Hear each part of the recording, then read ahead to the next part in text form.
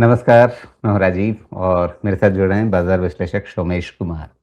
सोमेश, बाज़ार में आज काफ़ी अफ़रा-तफ़री मची और ख़ास तौर पे उस समय जब वित्त मंत्री जी ने नाम लिया एसटीटी। और एसटीटी के बाद क्या हुआ वो हम यहाँ इस चार्ट में देख सकते हैं। सीधे आप निफ्टी की ये जो लाल डंडी देख रहे हैं, इसका जो निचला छोर था वहाँ पे तो निफ्टी 750 अंक नीचे था।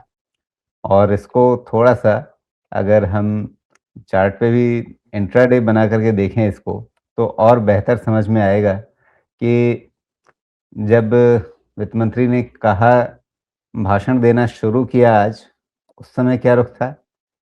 यहाँ से हमारा दिन शुरू होता है और यहाँ से आप देखें तो बजट भाषण शुरू होने तक भी ठीक-ठाक चलता रहा था। 12 बजे तक मामला ठीक था बाज़ार में और उसके बाद फिर धड़ाम, धड़ाम, धड़ाम, धड़ाम, धड़ाम। ये बताइए बाज़ार को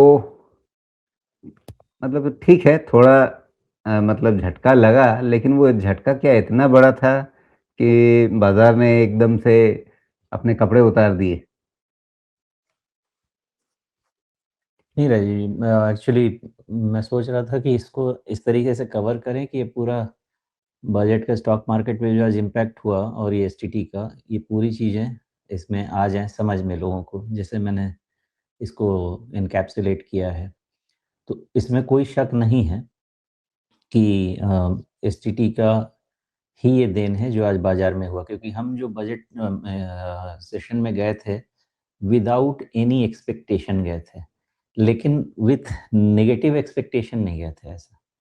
ये चीज़ तय है, क्योंकि क्या है ना कि अभी एक तो ऐसे ही कैपिटल आउटफ्लो चल रहा है एफआईआईज़ का, और इस सिचुएशन में ऐसी हमें तो आशा नहीं थी कि इस तरह का डिसीज़न लिया जाएगा एसटीटी बढ़ाने मतलब का। हम ये सोच रहे थे कि चलो ठीक है कोई राहत नहीं दी जाएगी, हम माँग कर रहे हैं कि एसटीटी कम किया जाए, नहीं करेंगे। हम माँग कर रहे हैं एलटीसीजी में राहत दी जाए, एसटीसीजी में राहत दी जाए, नहीं देंगे। लेकिन ये उल्टा और एसटीटी बढ़ा देंगे, ये नहीं सोचा था बाज़ार ने। नहीं सोचा था राजीव जी। देखिए, और इन्होंने जो जो ये एक्ट है, मुझे इस एक्ट से कोई प्रॉब्लम, कोई शिकायत नहीं है, बिकॉज़ ये इंटेंशन सही है, लेकिन टाइमिंग बहुत गलत है। आज के तारीख में ऐसा नहीं है कि सब कुछ बजट में ही किया जाता है, बजट के बाहर इतने सारे काम हो रहे हैं। तो ऐसे समय में, जबकि ऑलरेडी एफआईआई का सेंटिमेंट इतना खराब है, उनके बेचारों के पैसे बन नहीं रहे हैं। क्या ज़रूरत थी इस चीज़ को अभी अनाउंस करने की? थोड़ा पेशेंस रख लेते, मार्केट ठीक हो जाता था, उस बीच में अनाउंस करते थे, डाइजेस्ट हो जाता था। लेकिन ऐसे ही हालत खराब है, उस टाइमिंग में ऐसा अनाउंसमेंट, तो मुझे लगता है कि कैपिटल मार्केट की रिक्वायरमेंट को बिल्कुल इग्नोर कर दिया गया है। आई थिंक मैं थोड़ा बहुत ज़्यादा क्रिटिकल हो रहा हूँ पहली बारी इस मतलब बजट का जो भी गवर्नमेंट का अप्रोच रहा है। मैं इस चीज़ पे क्रिटिकल नहीं हूँ कि ग्रोथ फोकस नहीं है, ग्रोथ फोकस है। लेकिन आप पूरा ग्लोब देख लीजिए और पर्टिकुलरली आप यूएस भी देख लीजिए। यूएस के लिए हम क्या कह रहे हैं कि वहाँ का इकोनॉमी भी अच्छा है और वहाँ का कैपिटल मार्केट भी उस चीज़ को रिफ्लेक्ट कर रहा है, कैपिटल मार्केट बहुत अच्छा है। डोनाल्ड ट्रम्प क्या कहता है बार-बार कि मेरा स्टॉक मार्केट बहुत अच्छा है, ये मेरी स्ट्रेंथ को बताता है। हम लोगों ने कैपिटल मार्केट को इम्पोर्टेंट माना ही नहीं है। हमने इसको भगवान के सहारे छोड़ दिया है, मुझे ऐसा लग रहा है, क्योंकि एक तो हम long term wealth creation promote ही नहीं कर रहे हैं। Long term capital gain tax कर रहे हैं, बढ़ाए जा रहे हैं। उसके ऊपर से गलत टाइम में हम एसटीटी लगा रहे हैं। तो एक इकोनॉमी की पहचान क्या होती है? एक इकोनॉमी की पहचान 2 होती है मेरे हिसाब से। पहली, जीडीपी ग्रोथ, जो ठीक है, और दूसरी स्ट्रॉन्ग कैपिटल मार्केट, जिस चीज़ को यहाँ पे गवर्नमेंट कंप्लीटली इग्नोर कर रही है। पता नहीं इनमें टेकन फॉर ग्रांटेड क्यों लिया जा रहा है? बट ऐसा समय में किया गया है कि इसका जवाब जो बाज़ार वालों ने दिया है, बिल्कुल सही दिया है। अब जब गवर्नमेंट को ही पड़ी नहीं है कि बाज़ार ठीक रहे, तो फिर इन्हें भी मार रहे हैं। कल एफआईआईज़ आएँगे, वो भी मारेंगे, बहुत अच्छा है। लेकिन इसको मैं थोड़ा-सा दूसरे तरीके से समझने की कोशिश, समझाने की कोशिश करता हूँ। और इस चीज़ जी। को चूँकि सब लोग पहले पहले अभी अभी जो आपने एक बात कही कि कल एफआईआई आएँगे, वो भी मारेंगे। इसको थोड़ा-सा पहले डिटेल कर लेते हैं, उसके बाद आपके बाकी पॉइंट्स पर आएँगे। यानी वो आज इसी से का निकलेगा झटका राजीव पूरी जी। तरह से डोमेस्टिक था, घरेलू हाँ, निवेशकों का था क्योंकि आज संडे था, आज इतवार था, हम ही लोग बैठे थे बाज़ार में, एफआईआई हाँ, बैठे हुए नहीं थे बाज़ार में। क्या ये बात पूरी तरह से मानी जा सकती है क्योंकि आजकल ग्लोबल दुनिया है और उसमें आप कहीं से भी चीज़ों को ऑपरेट कर सकते हैं और इतने बड़े इवेंट को क्या एफआईआईज़ ने मतलब खाली हाथ छोड़ दिया होगा कि नहीं चलो हम एक दिन छुट्टी मनाएँगे ही आज छुट्टी के दिन हम कुछ भी नहीं कर सकते, बिल्कुल काम नहीं करेंगे और बस सीधे जब सोमवार को खुलेगा बाज़ार तभी देखेंगे क्या हुआ, नहीं हुआ? ये सही लगता है मुझे क्योंकि एक जस्ट ऐसे ही नंबर मैं देख रहा था कहीं पे तो एफआईआई का sell number less than 600 crore का आ रहा है। तो ऐसे हालात में लेस देन 600 का करोड़ का सेल अगर सारे एफआईआईज़ मौजूद हैं बाज़ार में तब तो नहीं होना चाहिए। यानी तो मेरा थोड़े बहुत जिनका इंडियन ऑपरेशन होगा जिनके हाँ, इंडियन ऑफिसेज़ होंगे वो उस तरह से कुछ काम होगा। हाँ, तो मेरा अंदाज़ा ऐसा ही है। बाकी कल आएँगे तो अब उनके लिए क्या तकलीफ़ है इसके लिए मुझे पूरी स्टोरी कंस्ट्रक्ट करनी पड़ेगी, जिससे लोगों को जी, समझ में आएगा कि तो क्यों फिर नेगेटिव है। इसका मतलब है कि आज जो हुआ वो अ, ऐसा नहीं है कि बस आज होकर के रह गया इसका कंटिन्यूएशन हमें सोमवार को दिखेगा। मेरा अंदाज़ा तो है कि एक बार और दिखेगा। जी, तो वो झटका कितना बड़ा होगा? जैसे आज तो चलिए मान लीजिए निफ्टी में लग गया 750 पॉइंट्स का, अंत में भी 500 पॉइंट्स का। कल क्या रहेगा? हाँ, इसमें इम्पोर्टेंट क्या है कि most of the times budget day का जो लो होता है ना, वो थोड़ा-सा डिसाइसिव होता है। तो जब तक बजट डे का लो प्रोटेक्टेड है, तब तक कोई दिक्कत नहीं होनी चाहिए। प्लस जब इस कैंडल्स को आप मंथली कन्वर्ट करेंगे, तो भी आप देखेंगे कि अगर 1 महीना ये फ़रवरी में निफ्टी अगर 24,500 के आस-पास सस्टेन कर लेती है मंथ में, तो भी शायद बच जाएगा। लेकिन उससे ज़्यादा अगर दिक्कत हो गई मंथ में, तो फिर प्रॉब्लम बड़ी है और ये प्रॉब्लम अगर बड़ी है, तो मैं तो कहूँगा गवर्नमेंट की खुद की खड़ी की हुई है।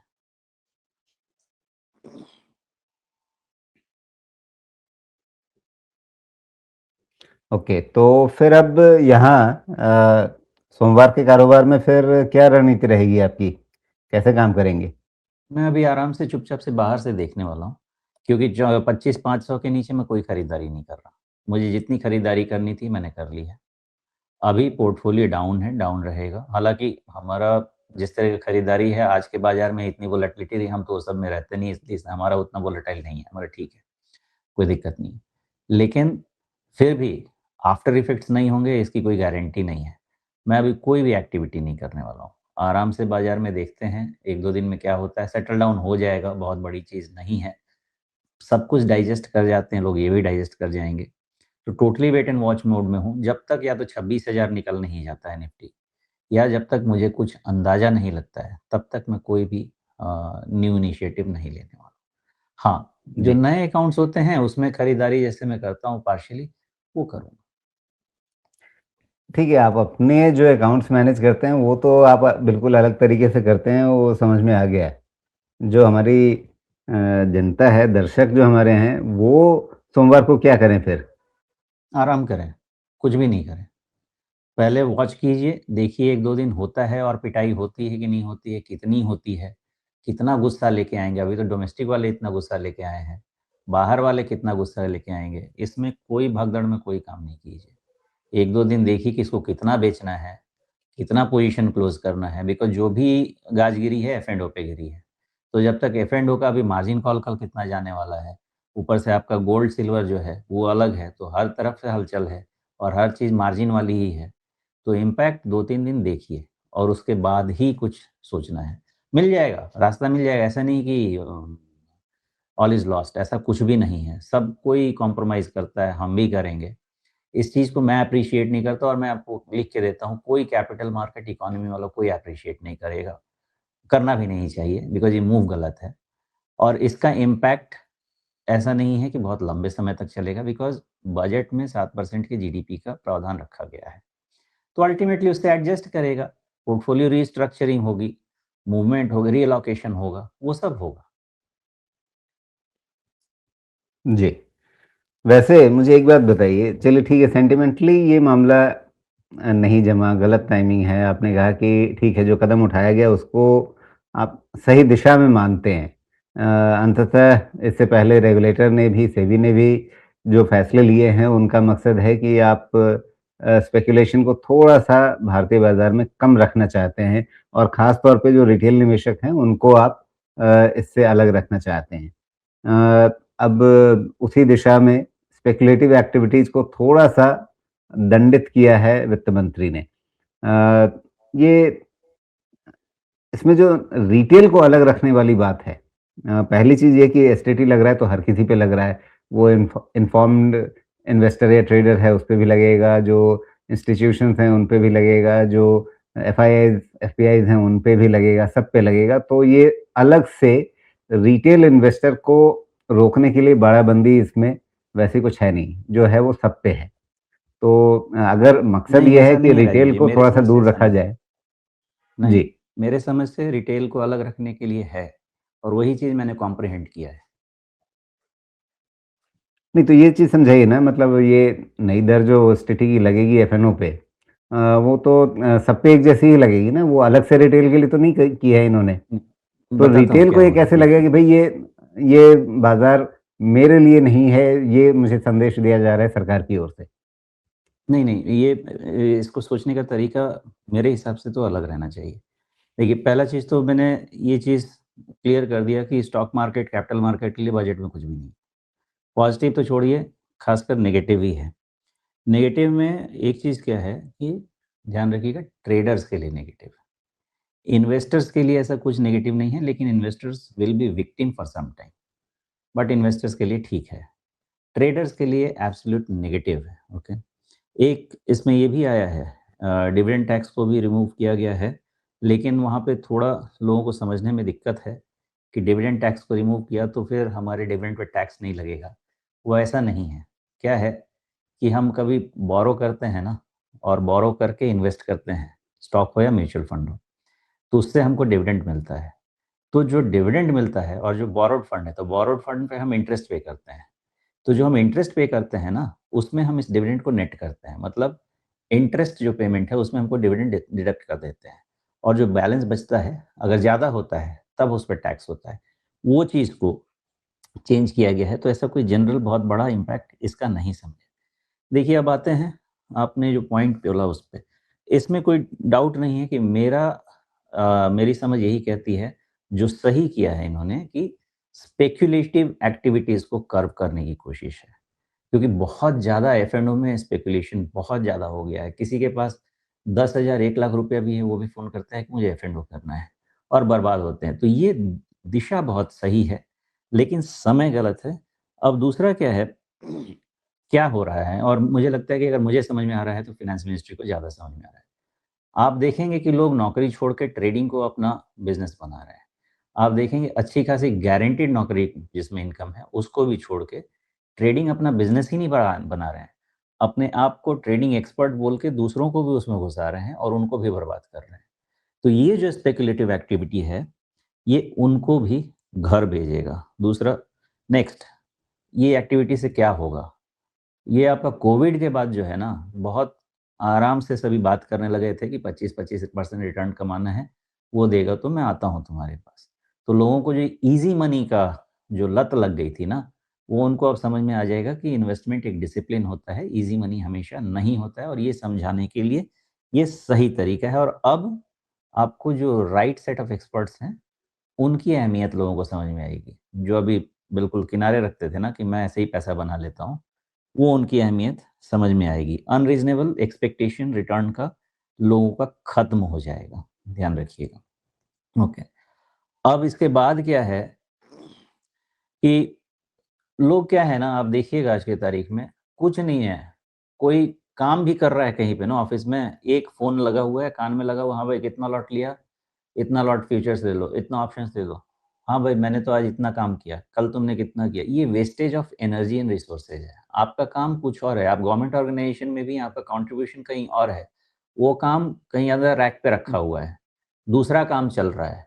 ये सब एक्टिविटी कर्व होगी, क्योंकि ये नहीं, लत जो लग गई वो है, बात ये ठीक खराब है। है, लेकिन ये वो बात ठीक है, लेकिन सुमेश ये बताइए, 1 लाख रुपए पे आप पहले ₹20 टैक्स दे रहे थे, अब आप ₹50 टैक्स दे देंगे।